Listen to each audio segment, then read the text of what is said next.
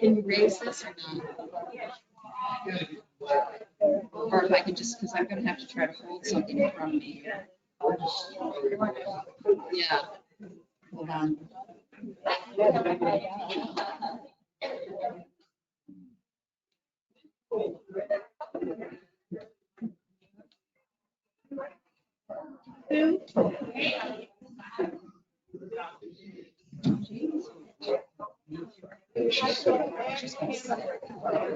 Very tested that. Readjust. Worked out. Yes. I think once everybody quiets down. Good morning, ladies. Sorry. Hey, Ben. Good morning. Is it on? No. Good morning, everyone. Would you like to take a seat?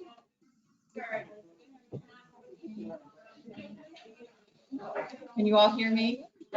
No. Okay. Can you hear me now?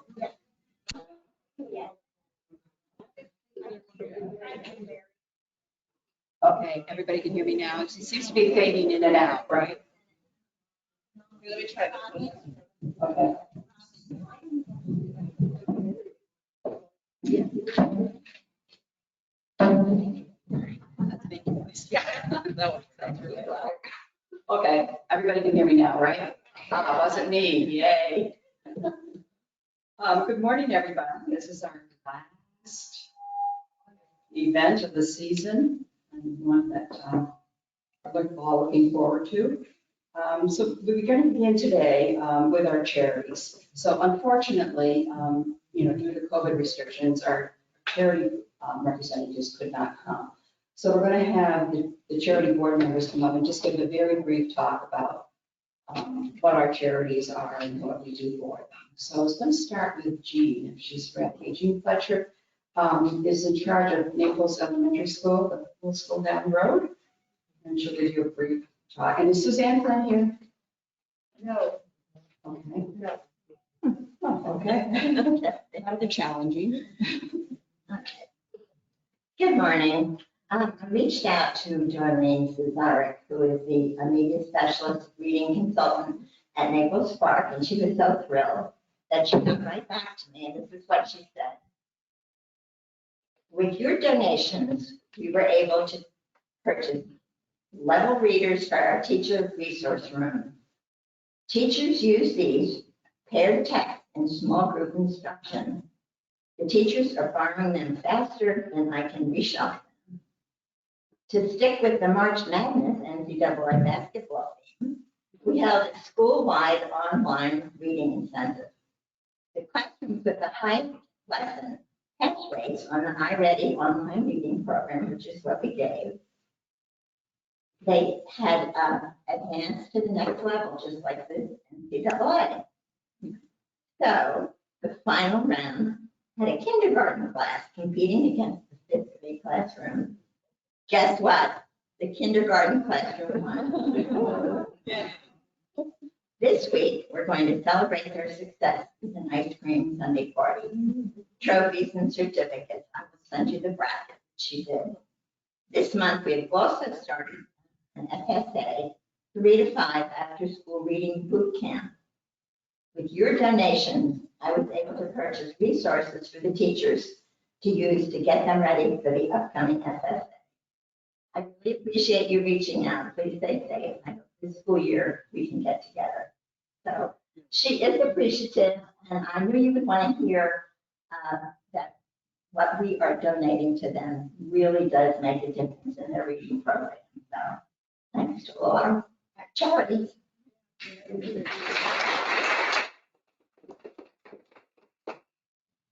Okay, I was going to have Suzanne Flynn speak next, but she's not here, and I don't have my phone, girls, I'm sorry, so I don't know if she texted me as to why she's not, she's kind of late. But anyway, and Amy Lyden does LBCC, Literary Volunteers of Collier County, and she had minor surgery on, this is fun.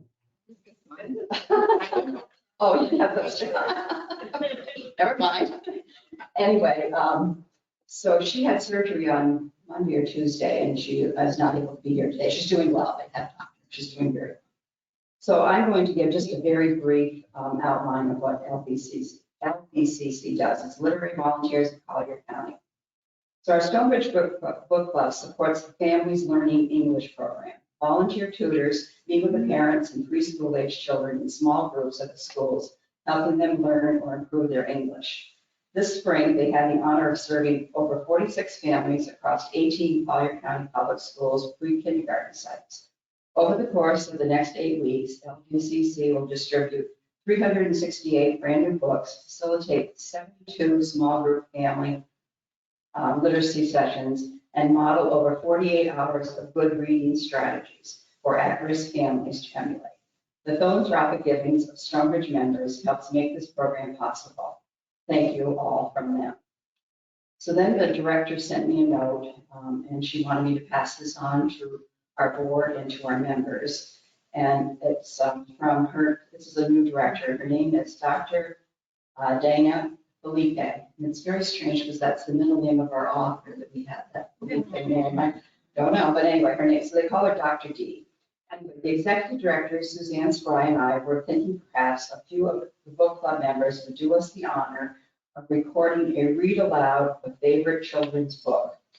We are building a digital video library of our local tutors and local volunteers, modeling good reading. Our goal is to have 50 recordings for families to watch and emulate to help build their confidence in reading together in English. If anyone's interested, if they could give Aileen a call or text her or email her, or you can ask any one of our board members and they'll direct you to her. Okay, so now we'll move on to a short business meeting.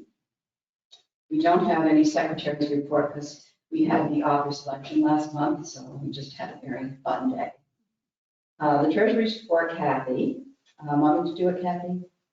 Okay, we have $7,240.03. This is before our donations today. After the donations, our charities will receive, we think it's around $2,800 each. So that's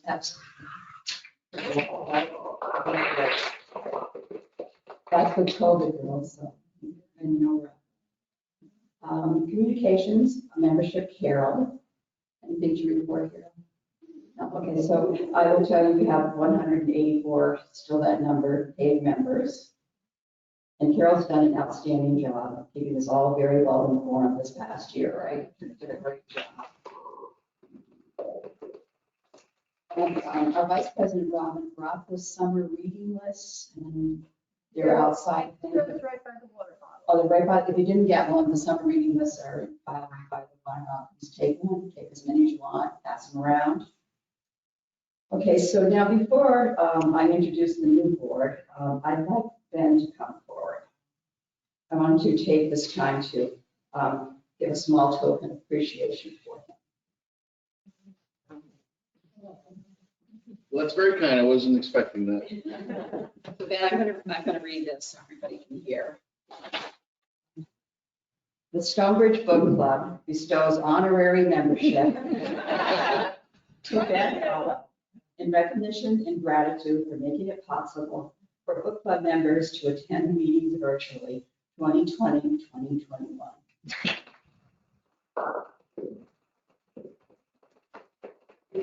And then we have a small gift also, and it happens to be 2 autographed copies of books that we did this year. Awesome. And some goodies, so there you go. Thank you, ladies. I appreciate it. Thank you. So now I'm going to introduce our new board. So the new president will be Robin Pavia. I'll have you stand afterwards, girls. Vice President Sarah Drogan. Secretary, oh dear, I lost the sheet. Oh, here it is. Stephanie, okay, I'm going to say it, Pitch. She here? Okay. Oh, thank you, Stephanie. Sorry about the mispronunciation. And treasurer will be Kathy Chiversky. Membership and communications is Carol Henry. Charities, Aileen Biden, Jean Fletcher, and Suzanne Flynn. And I also want to thank our past president and advisor, Dr. Asiano. She was always willing to help whenever I asked, and I asked a lot. As I get ready to turn the meeting over to our new president, I would like to extend a grateful heart to all who serve on the board with me and to all of you. What an incredible group of women we all are. It's a pleasure to get to know you all.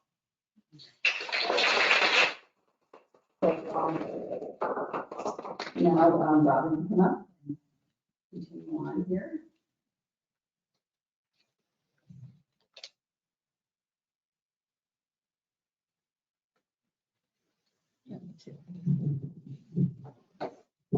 Morning, everyone.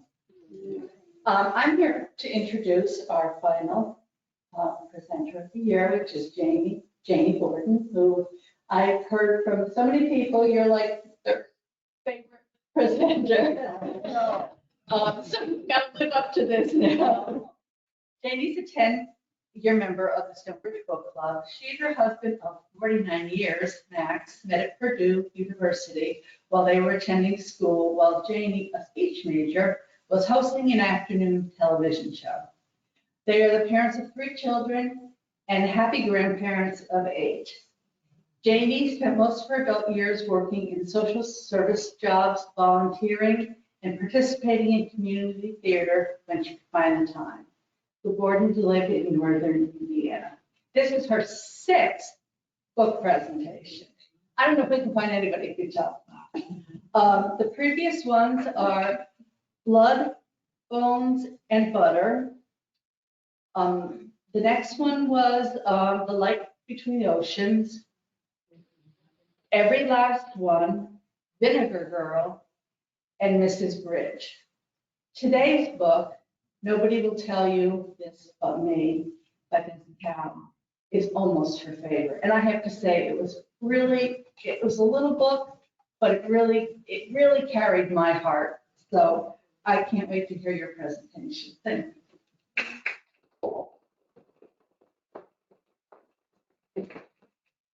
Thank you very much. I do talk a lot when I do this, and so I don't think I might be the book presenter that talks the most. That's about the accolade I should get. I have new knees, so I can't stand for long periods of time, so I'm going to sit part-time.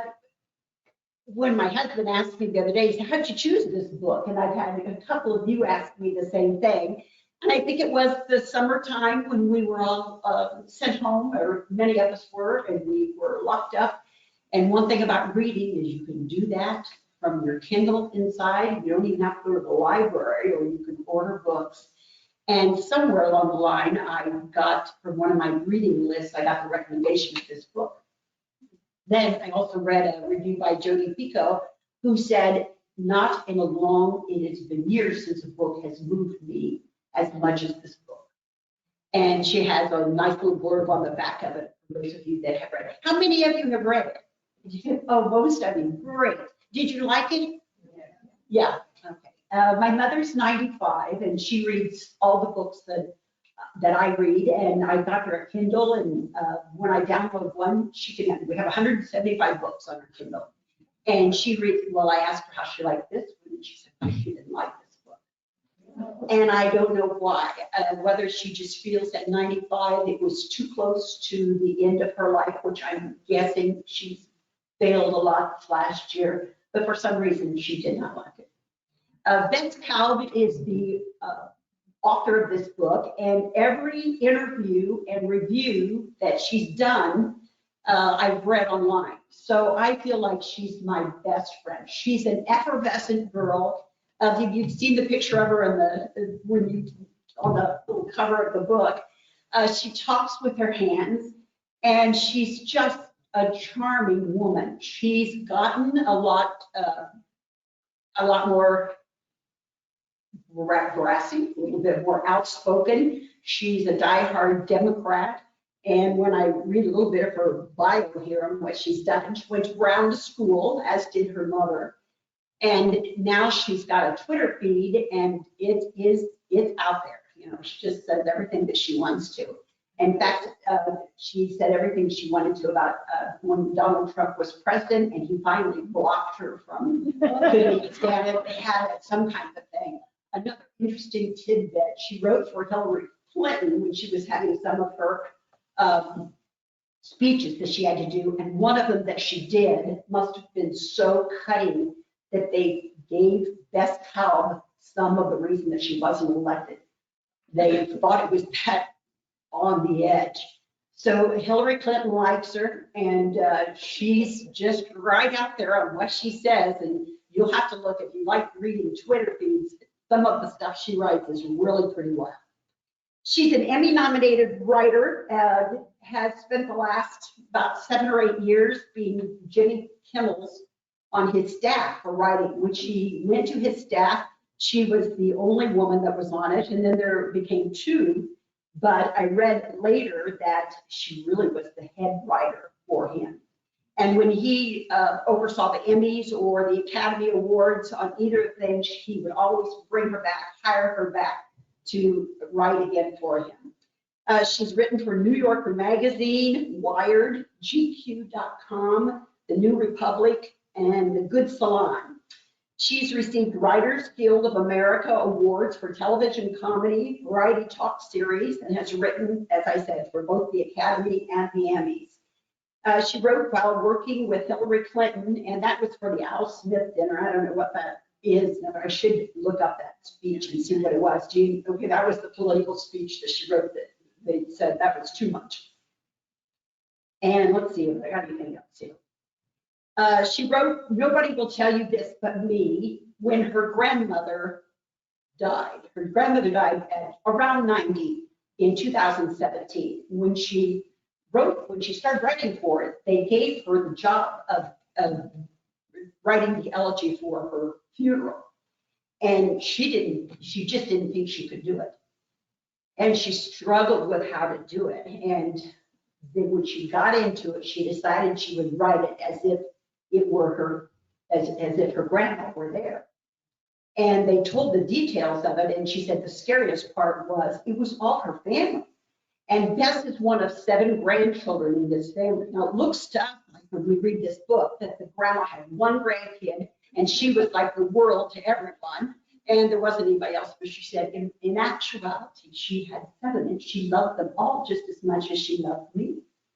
So she didn't know how the people in her family would take not only the book, we'll talk about that later, but writing on it for the funeral.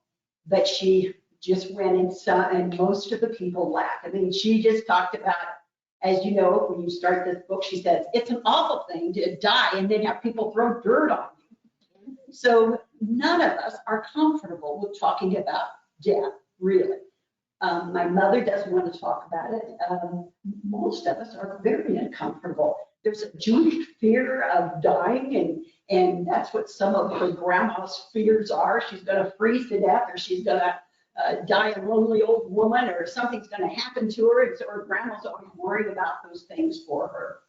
I remember when my own grandchild was on my lap and he was about 5 and I was singing a camp song of plant a watermelon vine on my grave, let the juice sit through. That was the song. And my daughter-in-law came out of the kitchen. She said, we don't talk about things like that. It's happening.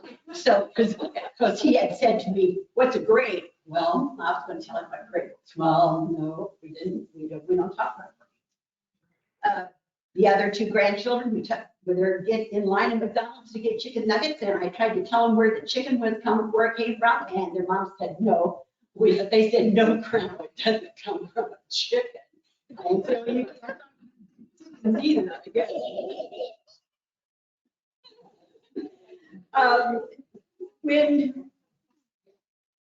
When she, after she got this book, and then it hit just, there was so much of a good acclaim that came from it. She wrote first part of the funeral piece, and then she wrote 30 pages, and she sent it to her editor. And she didn't know whether to send it and let that editor see that piece of her from it or not. And she thought it might look too self-serving, like this is my grandma and I'm writing about it. But the editor wrote back and said, there is a book here. So she wrote those 30 pages, and that's what that was based on. Then she wrote the manuscript, which I found very, very interesting. She got it all done, and she had worked and worked and worked and turned it into the editor. And then she said the hard part started with, they said, well, we really want to hear more about this part, but we don't want to hear anything about this part. And she said that part would be maybe this much of the manuscript.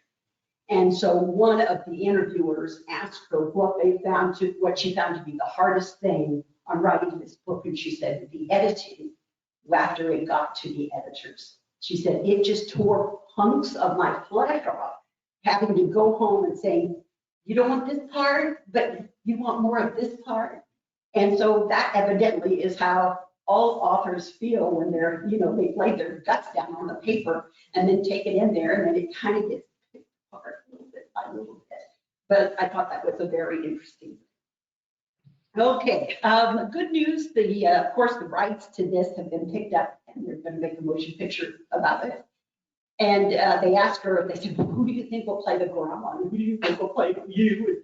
And she said, I don't know, but she's very, very anti-age discrimination. And she said, it will not be an old woman who looks like she's senile and doesn't know how to take care of herself. She said, it will not be that. And I noticed that in all of her subsequent interviews, she will not even say her age. She's about 35 years old. But she just doesn't want to talk about age, and she's very pro women's rights, and it'll be interesting to see who the people are that will play this part.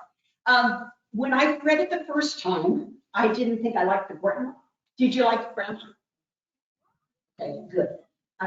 Most of the people that write, what'd you say, Judy? Did you like the grandma? I think that's just about right. So I didn't know. Oh, on our table when we were talking about it, we said we had a hard time kind of getting through it in the very beginning. And did anybody else kind of struggle? I'm like, what? Who's talking now in this whole thing? She wrote this book in second person. And when you write in second person, it affects the narrative. Elements such as tone, theme, and tension. But most important, it affects the relationship between the narrator and the reader. You must have a reason to use it if you write in second person.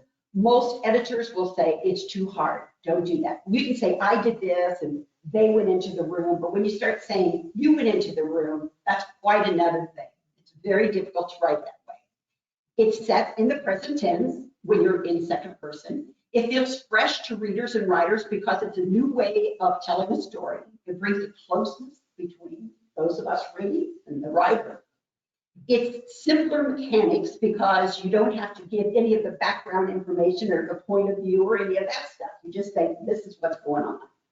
It limits unnecessary flashbacks and background. When Beth wrote this book, she divided it into 4 parts, and that's the part I struggled with on how to lay the whole thing out when we were talking about it today. The first part, one thing, let me say, there's only one speaker in this entire book, and it's Grandma Bobby. So the second time I read the book, I knew that. So then I just breezed through that beginning part, but I had a little bit of difficulty going back and forth the first time. And so I thought, wouldn't that have been nice if we'd all known that? You know, just don't look for another voice in this whole thing. Bobby's going to tell you the whole thing. And Bobby was, in the first part, as you know, is Bobby and her mom and dad and how she came into this country. The next part is Bobby and her daughter, Robin. And that would be Bess's mom. And the third part is our life together. That's Bess and Bobby, that's grandma and granddaughter. And the last part is then the part that is about after Bobby has died. And it's her thinking about how life will go on. I did read also that Bess said that writing that last part was the hardest part for her. Of course, we're talking about the death part. She said she would write in her room and cry so hard that one time her husband came rushing into the room and thought there was something wrong. Or she'd get up and she'd go outside and walk around. And she said it was just the most gut-wrenching part of it, was trying to write that in part from her grandma's point of view. Interspersed through this book, for those of you that haven't read, of course, are all these emails and these voicemails that she said. I do find it odd in the interviews that I've seen that she's done, she gets her phone out and she'll say, well, here they are. And then she's trying to do it to the camera because they're doing them all on Zoom. Poor girl here, she thought she was going to be on a book tour and go all over, and it had everything all arranged for that. And then the COVID hit and they said, guess what? We're doing nothing for this book. And she said it was one of the low points of her life. So they did everything by Zoom in her apartment. So she just has a blouse on and she's trying to talk to people. There's lots of reading groups that would contact her, and then you can get them on YouTube. So I've watched them all. But she felt the need to bring all this from her grandmother up on her phone. I thought, well, I believe you, but she'd do it every time. She'd say, well, here it is. And she'd try to show it to the camera on the whole thing, which she happened for a long time. And after her grandmother's death, she just couldn't read them. She just couldn't bring herself to do it. You may think this has something to do with her Jewish faith, even though there's so much of the book, I had to look up the Jewish terms. For those of you that are Jewish, forgive me when I had to learn to say shtetl. I didn't know how to say shtetl before I looked it up. But they're wonderful terms, and I learned a lot about that saying and for a great grandpa, and some of those just wonderful, loving terms. We'll go back to the very beginning. In this first part, when she meets, the grandma comes over, she talks about her mother. A lot of how this grandma got to be the way she was because she was the youngest of 5 children. She had 4 older brothers, some of them out of the house before she was born. Mom didn't have any idea she was going to have this 5th kid. So she has this little girl, and this little girl is doted on. This is Grandma Bobby. And the boys pretty much raised her. They did everything that was going to happen with her. They took care of it. They babysat her. If she'd been run over by a horse and cart out in the street, it would have been because the boys weren't watching her. The boys loved to go to the ocean and swim, and they would take this little girl and they'd put her on an inner tube and tie it to the end of the pier and let her just sunburn on that inner tube all day long. A good part of the book, and I was going to read it to you, but I think I'll just talk to you now. The mom finally said to the boys, go down and register this girl, register her for Social Security. Let's see what they call that. Forget what the mom said. Otis was her last name. And they said, go down there and get her registered. And when they got there, the boys didn't think that they didn't like the name the mom chose. And so they chose Barbara because they thought the name the mom chose was a little sound too Jewish. And the boys didn't want. And this grandma that came over from Belarus was put on a boat when she was 12 years old by her mother, who was part of the pogroms. And was that a new term for anyone? I didn't know pogroms. Pogroms is another pronunciation that's just as good as pogroms, which were massive acts to get rid of the Jews from Russia. And her dad has just suffered through that. Her mother didn't think there'd be any life for her. This is the great grandma. Put her at 12 years old and sent her out. And this girl hung out with other people that she could find on the ship, made her way all the way over to New York City and ended up in the Bronx and met a great guy. And they stayed there. And that's where she had these 5 children. But the mother's whole intent was to get that Jewishness out of, to assimilate into the United States and not be seen as a Russian Jew that came here, but to be seen as a person that migrated here and has made a life in the United States. All 5 of these children, I think, went to college. Bobby went to college, and I'm not sure how she got herself there, or how they paid for it, or maybe, I don't know about that one, but they didn't really discuss it. But the grandma was a hardworking person, and Bobby would tell Bess all the time about the story. She had these children had all 5 kids on the dining room table. And they said, well, why'd you have these kids on the dining room? They said, well, she didn't want to ruin the shift. So she would just have these kids on the dining room table.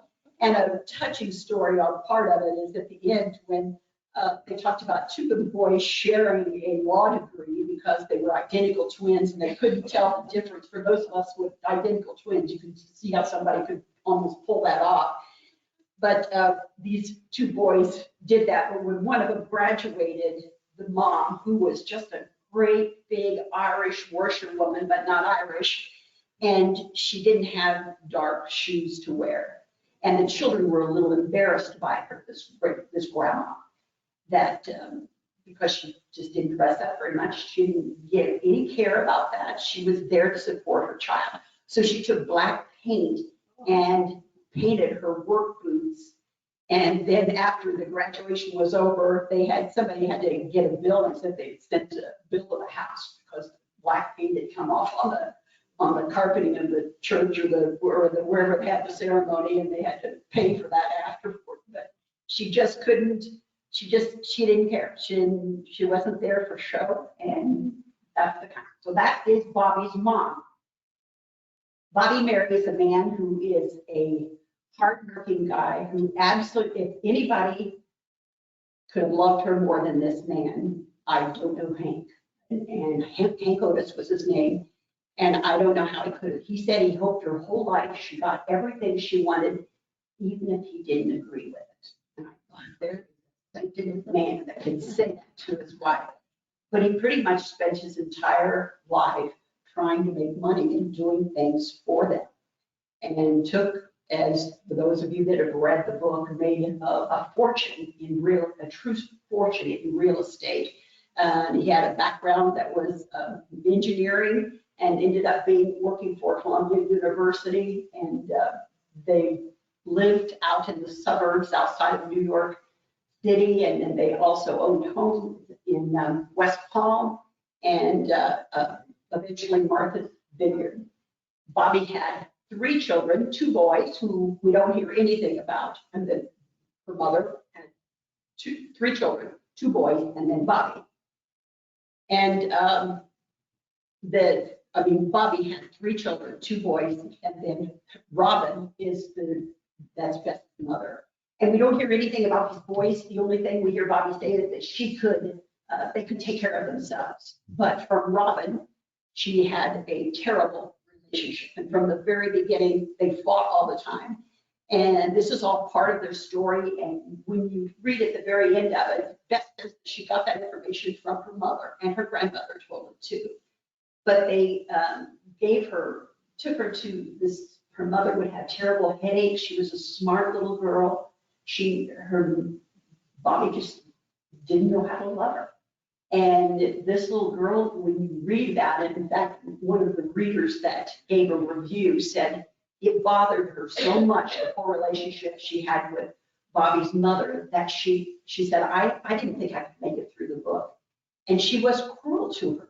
And this girl would cry out saying, needing love and security. And there simply wasn't any there for Bobby to give her, or she didn't. I don't know what that was. I wanted to talk about that later. Yeah, you think? there was a problem from the very beginning. They had huge screaming matches in that. Usually dads will step in and take over when it seems to me that when one family member can't get along with the other one, sometimes the other adult steps in and does something that this dad did not. But she was close with her father, this Robin. Robin was smartest kid in her class, and her mother was going through her own, I guess she just felt like she was hemmed in. All she had to do was stay in these 3 houses, and she didn't have enough stimulation in her life. Poor girl. She had all the money she could spend, but always wanted to go someplace else. They had a housekeeper. The housekeeper would come and form a great relationship with this little girl, Robin. And Robin, the mom says that Robin would turn the housekeeper against her. But I don't know if that was it. Probably the mother just saw her getting too close to that housekeeper, and then they would only last about a month and they were fired.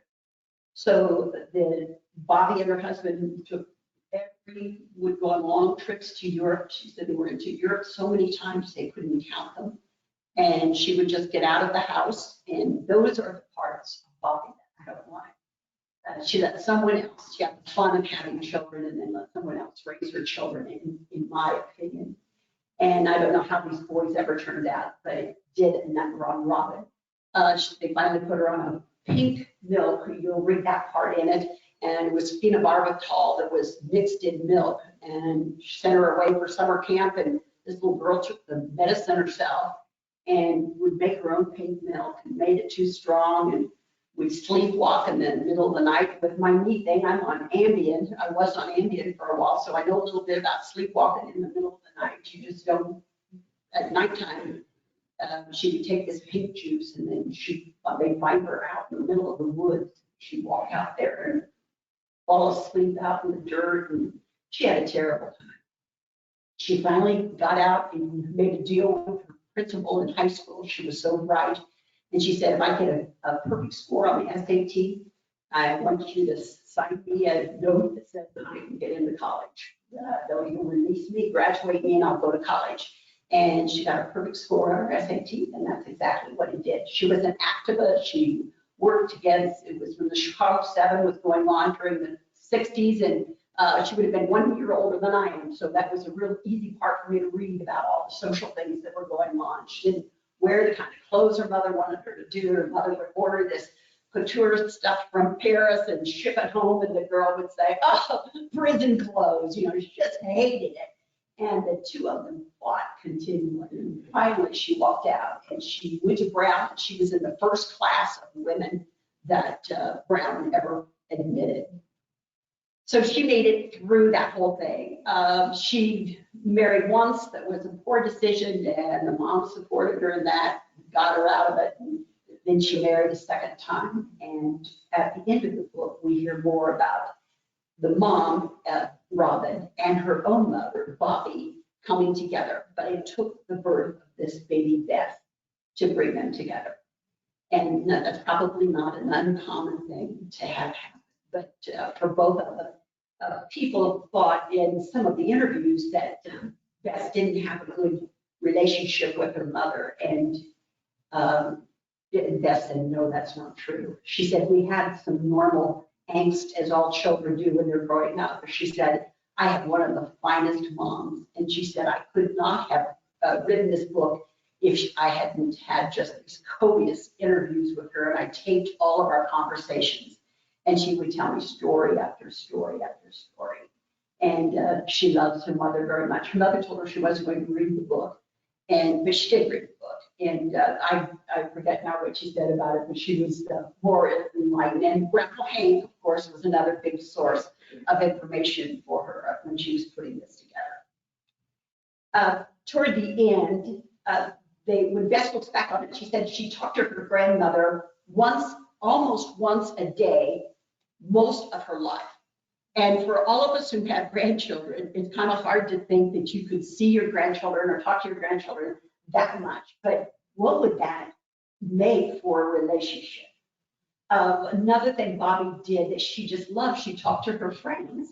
And I think this book brought to me is the value of close, loving friendships that women have. you, not just with each other, but with other people too, I mean, not just their friends, but even with men or with other children. And what that will do, especially in a year like we had in this COVID, what that means. She said her grandmother hated email. She did it with Bess because she knew she could connect like all of us do. We've given up on handwritten letters, haven't we? We're just hoping they'll text us sometime. And that's where I am on things. And once in a while they surprise us and they do that. But the grandma loved her friends. And she said, you've got to hold them close. And she spent a lot of her day on the telephone. And she thought that was, you were thinking of someone. She said, don't send them an email. She said, don't do that. She said, you have to hear their voice and you have to call them and you have to talk. So if nothing else, doesn't this book say that kind of closeness, that kind of friendship, what does that do if you've got a friend that thinks you are fantastic? Doesn't matter what you do or if you go through a rough time or you get a divorce or whatever happens, you know that when you talk to that friend, they're going to be so happy that's what's been going on in your life, and they're going to commiserate with you if you're going through a rough time. I don't think, when I look back on my friends, I just think that I've had some gifts in my life. One is I had a mom and dad that told me how terrific I was every day, whether I was or not. But I also had friends that stood by me through the years, and I think that's a wonderful part about this book. I'm going to read you some of my favorite parts. Toward the end, Bobby gets sick, and Beth has her own health problems. These girls are not good about telling each other what's really happening in their life. Grandma says, Beth, how are you? Your mother says you've been sick. And Beth says, oh, I'm just fine. I had some tests and they're just fine. Nobody really tells the real story about what's going on. I don't like that part about it. I think if a friend is a friend is a friend, they should be able to listen to you and let you tell them the truth, and let a good friend help you work through those things. Here's at one of the very parts at the very beginning. This is when Beth has decided that she's got a boyfriend, and I don't know if we can do this with me reading both parts, but I'll try. Grandma, well, is he Jewish? He's not. He's from Maine. He's a wasp from Maine. So he's a Christian. He's not practicing. I think he's an atheist. We really haven't gotten into it. He actually is taking a class in Buddhism. Oh my God. Grandma, it's not important to me. How long have you been going together? Your mother says a month. So you already have the whole story? I want to hear it from the horse's mouth. So now I'm a horse. Don't get cute. You know he's probably never taken home a Jewish girl before. He goes to Brown, Grandma. He's done nothing but take home Jewish girls for years. Can I tell you a story? Why not? Grandma, it's been let's see. In the history of our family, only one person has ever married a non-Jew. Grandma, it's been 1 month. He's probably moving to San Francisco after he gets, Betsy, listen to your grandmother. I'm listening. Only one person has ever married outside the religion. My brother George. He had his heart broken by a miserable woman, and so he joined the Navy, and he was stationed all over the world. I didn't know we had anyone in the Navy in our family. Oh, don't get too excited. There wasn't any combat. So he came home and he showed up on his mother's doorstep with a beautiful Portuguese woman who was pregnant. And do you know what my mother did? My mother from the shtetl?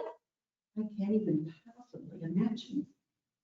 She took one look at her son and one look at the girl, and she gave her a great big bear hug, and in English, and she couldn't even speak English very well, said, welcome to my home. So you're fine with Charlie? What's his major? Business. Fine, said Grandma. Another part I like. I always detested my nose. This is Bobby talking. I looked in the mirror and I saw Russia. I paid for your mother's nose, and I paid for your deviated septum, which is what they call a nose job now, as you know.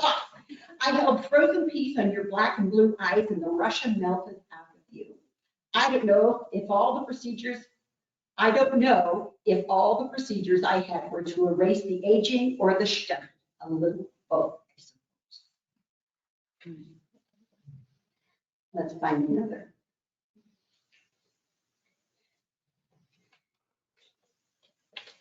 there were, in certain parts of the book, she decides that she's going to go on this adventure with her boyfriend, Charlie. She sticks with Charlie, and I'm going to read you one part, and it's a wonderful part about going to Yosemite, but this is another one. She's married Charlie, she lives out in San Francisco for a little while to live with him. And then we'll read the part where she decides her grandma encourages her, nudges her, a nudge that we say, they call it a nudge. We just nudge, all you can do is nudge, you can nudge him to do something. Hi, honey, how's everything going? Bessie, oh, everything's fine, just fine. Well, I'm making dinner, it was a long day. You work too hard, your job is too much for you. Your mother says you fall asleep working with your laptop on your chest. I'm fine, I can handle it. Well, where's Charlie? He's at his co-working space downtown. And your mother said his remote job doesn't pay for that office.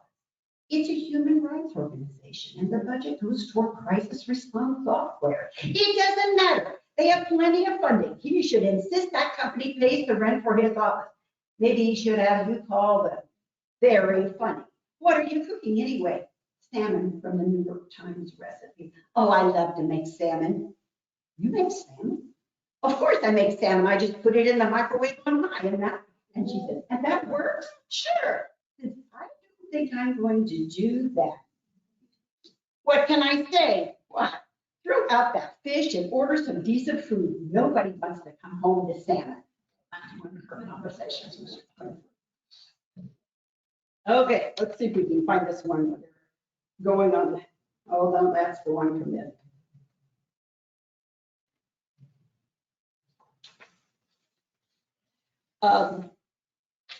When they decide they're going to go, she's got a whole list of one-liners. When she goes through this and gets the baby's born, Bess is born, and she has a great relationship with the mom. And then the mother is just starting her residency, and she cannot take care of this baby and do this residency at the same time. So she has her mom come. Her mom's in Palm Beach, West Palm, and she flies up every week from Tuesday till Thursday and takes care of this little girl. Puts her on his lap, talks to her, just does, plays with her in the apartment, all the things that grandmas like to play on. And the book, for those of you that downloaded it, you don't get the pictures, but there's 48 wonderful pictures in this book that you would just love to see. This little Bess when she's little, wearing her grandma's high heels and having her jewelry and wearing it around. So this Bess is kind of a timid little girl. And her mother calls one day and she said, Mom, I need you. She said she won't go to preschool. So her mother, the wonderful part of it, gets up and said, I'm coming. And she will get in a car, drive the car to the curb of the airport, leaves the car at the curb, and has cash in her pocket, and just will go in and pay double for a ticket in cash to get where she needs to go.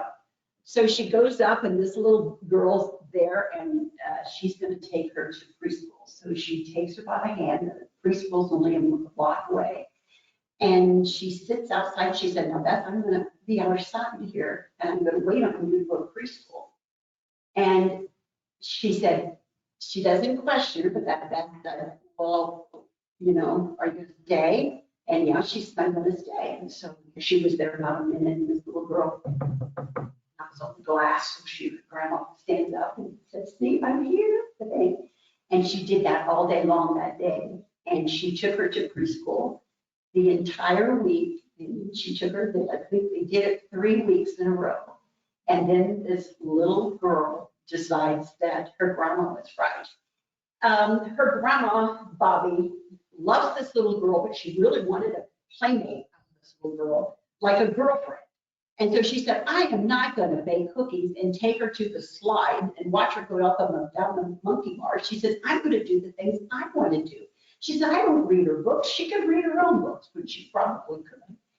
And she said, what I want to do are do the things that I want to do. So they spent all of their time going out to lunch and at some plaza and some of the great places in New York City. You could only imagine that if you had no money problems and your grandmother took a car everywhere she was going to go. It's no riding in a taxi or going on the bus line or any of that kind of stuff. And you just take a private car to where you're going. They would go to the museum and she would coach her in what you look for at the museum. She would have her look at all of the artwork that was there, and they would see how many of them are men and how many of them are women. And then she'd say, well, where are the women ones? And her grandmother's saying was that a man can do something half good and we all just stand around and applaud in this world, but a woman has to be really, really good. Little biasness on the grandma's part, I have to say on that.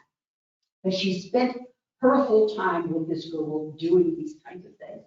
And this Bess grew to love her like anybody does that has an unwavering love in an adult person that will just support them in anything they do. Toward the end of the book, when the grandma is sick, she knows that the time of her life is ending, and she won't talk to Bess on the phone. And Bess is busy by then. She has moved to, she's gotten this job with Jimmy Kimmel, and she's moved to down in LA, and she is busy, and she knows her grandma's ill. I think part of it is she just doesn't have to worry about seeing her grandma. Then Beth says she has so much guilt because she didn't force her grandma to talk to her. But by then, Robin, the daughter, had come to stay with the grandma. She's in her last weeks of life, and she would just hold the phone up so the grandma's whole body didn't show, just a little part of her face, so that Beth could see it. And Beth said, well, I want to see your face. And the grandma wouldn't let her do that. And she was a very proud woman. And we'll read toward the end. She dies, and there are things, some of the things that the daughter has already given away, and some of the things, the huge wealth and jewelry that's in the lockbox and all that stuff. We don't know. We don't really discuss that in the book. But when Bess wants to go to her apartment after she has gone, and I'll read that part. It's very odd, which will take from my apartment. Of course, this is Bobby's voice. When I die, it will be during the Shiva, the second day, and you'll be on a mission for nothing in particular. Whatever seems to call out to you, a thief on a blind scavenger hunt, tomb raiding for tchotchkes. You'll take a proper grocery bag from under the sink and walk room to room while your mother sits on the sofa in the living room staring at her phone. 3 white cotton handkerchiefs with a floral needlepoint embroidered in the corners. A tiny porcelain Limoges egg with a brass hinge in the middle. An orange and blue silk Pierre Cardin scarf stained with brown makeup along an edge. A size 8 pinstripe thick cotton button-down Brooks Brothers shirt. A retractable makeup brush inlaid with pink and orange enamel squares. A small gold Estee Lauder makeup compact full of pressed powder in the applicator cup. A bright coral Yves Saint Laurent lipstick. A copy of my wedding invitation from a scrapbook. A menu from my wedding dinner. A copy of my very first learner's permit. A picture of me at your age laughing on a boat next to an American flag. A blue thick pen from my bedside table missing the cap. Another lipstick, Chanel, Rouge Coco. And those are the things that Beth has that she took in possession afterward. The grandma, as she's going through this part, and I guess this meant a lot to me because it reminds me of my mother, and this will be the last part. I find I want my mother and my stepdad, or the 95, to live because of me.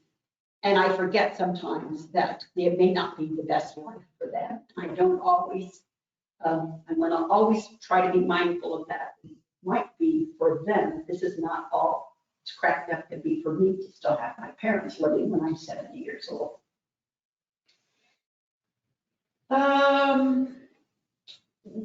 Bobby says, what have I got to look forward to? More of the same meals at the same places? More books on my chest as I fall asleep, none of them as good as they used to be? Harder to read with their fine print? More names in my phone book crossed out, erased? Sitting there with the receiver in my hand, hearing the dial tone, no one to call, more voicemails to leave, more papers to read, more worrying about your mother and you, more minutes, more hours, more days that grew more labored, a stay of execution, a stuck clock. What I would have wanted, I thought about the week your mother visited, when I handed her my costume jewelry to give to you, when I knew I wouldn't wear it anymore. That was the abdication. You know what I would have wanted? I got it at the very end. I wanted to fall into a very deep sleep, to wake up in silk pajamas in a big bed at the Grand Parisian Hotel, to light up a cigarette and breathe it all the way through.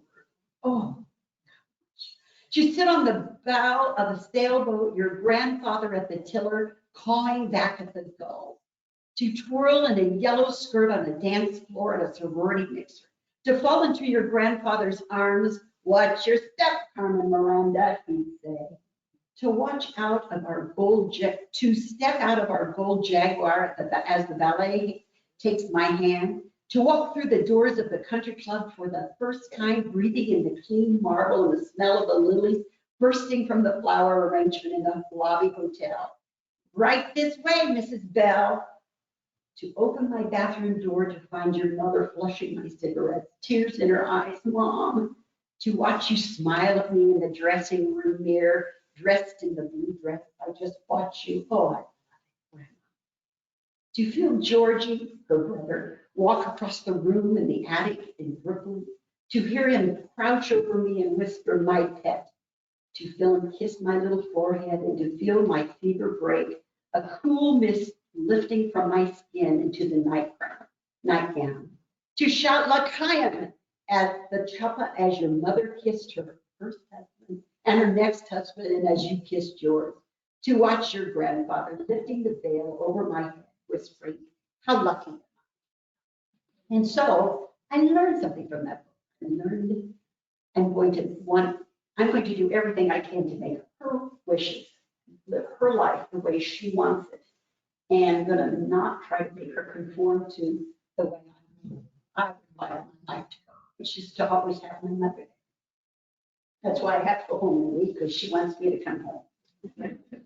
So that's about all. I know it's a ramble presentation, but it was a wonderful book, and it was about the love of your family, the love of your friends, and how precious it is if somebody counts you as the number one person in your life. And usually I don't have anything to go along with something like this, but I did run across one thing. If you're ever in a jam, here I am. If you're ever in a mess, SOS. If you ever find you're happy and land in jail, I'm your bail. It's friendship, friendship, just a perfect blendship. When all the friendships have been forgot, ours will still be hot. And that'd be about it.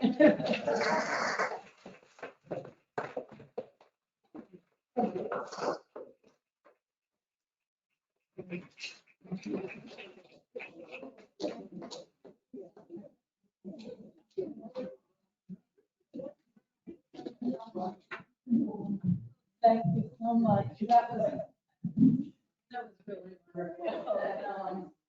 You have your special stage. I know we all love. So we are at a close of another year, and we got through this year. We didn't know if we would.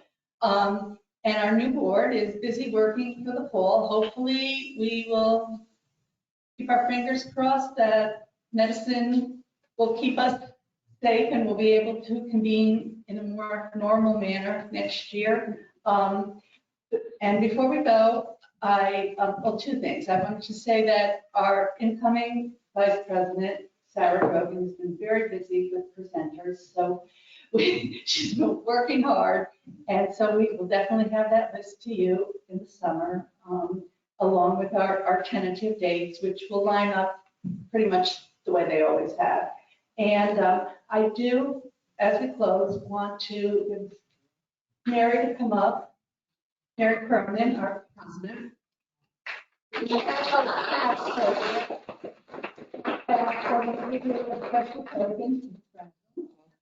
And just say, personally, for me, it's been a delight working with you and getting to know you.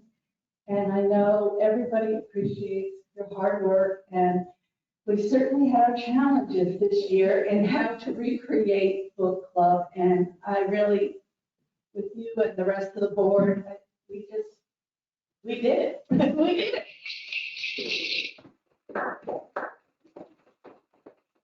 So we will start again, I believe it will be the third Friday in October. And have a great spring and summer, and we'll see you back next year. Thank you.